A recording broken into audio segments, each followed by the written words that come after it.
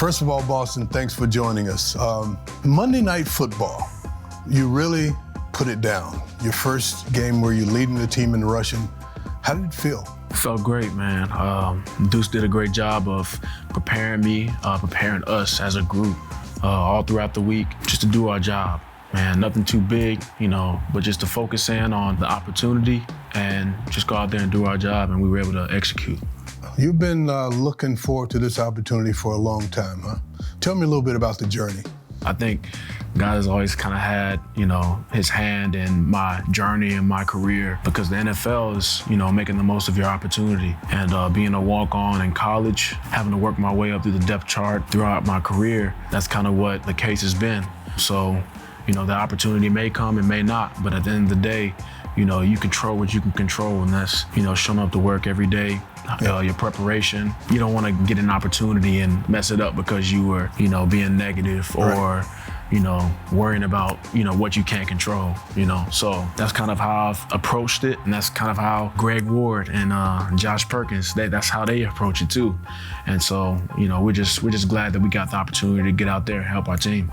You've mentioned Greg Ward a couple of times, and the two of you, you've talked about this moment. You've talked about that opportunity that you got on Monday night.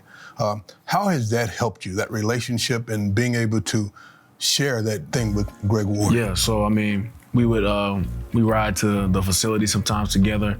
We live in the same apartment complex, and there were a lot more times where I was down. And Greg, being in the league a little bit longer than I have, he's sound in his foundation, man. His mindset, the way he approaches every single day. I had to, talk to him. I forgot when it was, but it was recently. Like, man, I appreciate your mindset, because every day he shows up. He's been through 2 or 3 years of, going through training camp, getting cut, and things not falling his way. But, from a mentality standpoint, he's really been consistent, and he's stuck with it, and that's really helped me in my walk, in my career.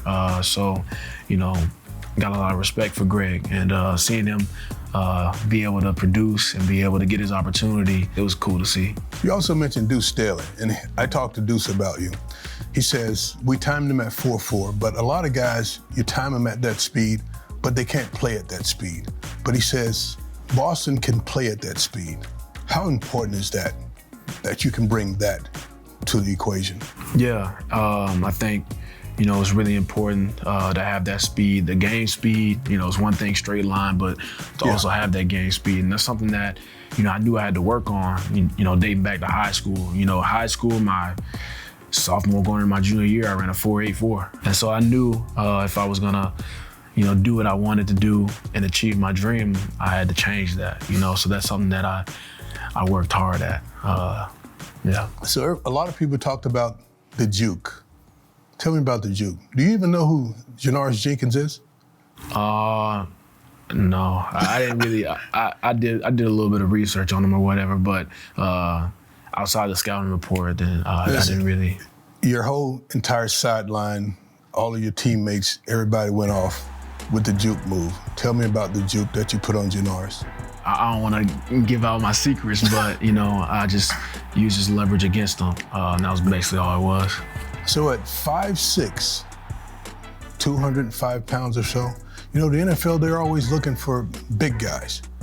How does that factor in when everyone's looking for big guys and you're just 5'6", 205? Yeah, they are looking for a bigger guy, but I think that as you develop as a runner and you get better as a runner, I think actually if you're compact, you can take hits. I think actually if you can get lost behind the line, that can actually benefit you. So that's something that I kind of pride myself on. I really do like running in between the tackles because, if you like hide. I said, yeah, you can kind of hide behind there a little bit, and that's always been something that I've liked to do, so. How does this feel? At the end of the game or in the locker room, Doug Peterson starts to single out guys that made a contribution. And he mentioned Perkins, he mentions Greg Ward, and then he says, how about Boston? And the place just kind of went crazy. Wait. Boston! How did that make you feel? It made me feel great. But like I said, I don't want to be too high, don't want to be too low. In this league, to be successful, it's not determined by one game. It's being successful week to week. and being consistent. And that's one of the biggest things as a young player. I have to fight, I have to stay focused. Yep. Just approach each day like me, Greg, Joshua, and the entire team, how we approach practice every week. Just focusing on the little things and stay focused and, just fight to be consistent. That's what this league is all about. When the New Orleans Saints drafted you, they were looking at the next Darren Sproles.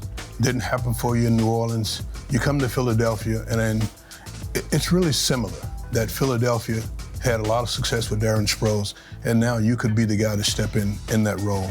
How does that make you feel, especially when Sproles, one of the guys that you looked up to? Yeah, my family, Saints fans, so back in 2011, whenever he came into town, we've been watching him ever since. Did my research on him back to Kansas State, watched a lot of his game. I've just been trying to learn as much as I can from him, soak up all the wisdom. He's a Hall of Famer. It's no surprise, being his teammate and being able to see how he approaches every single day. So I have the utmost respect for him. He's a mentor, he's a friend. 4-3 is one of the all-time greats.